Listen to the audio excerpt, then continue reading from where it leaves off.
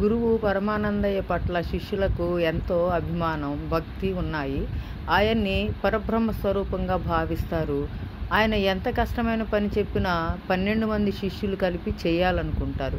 ఒకసారి గురువుగారి కాలులో ముళ్ళు గుచ్చుకుంటుంది. ముళ్ళును బాగా తిట్టుకుంటారు. ముళ్ళు తీయడానికి సూది అవసరం వస్తుంది. గురువుగారి భార్య ఇంట్లో సూది లేదని చెప్తుంది. శిష్యులు సూది కోసం ఊరంతా అడుగుతుంటారు. ఊరిలో వారందరూ లేదని చెప్తుంటే ఇంతలో ఆ దారిన వెళ్ళే ఒక రైతు విని పరమానందయ్య గారి మీద గౌరవంతో మా ఇంట్లో ఉంది రండి ఇస్తానని శిష్యులను వెంటబెట్టుకొని తీసుకెళ్తాడు. రైతు సూదిని ఇస్తూ ఉంటే 12 మంది శిష్యులు కూడా పట్టుకోవటానికి ప్రయత్నం చేస్తూ ఉంటారు.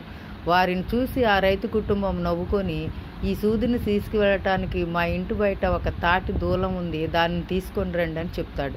శిష్యులు దూలం తెచ్చి ఆ సూదిని మీరే గుచ్చండి అని రైతుకు చెప్తారు.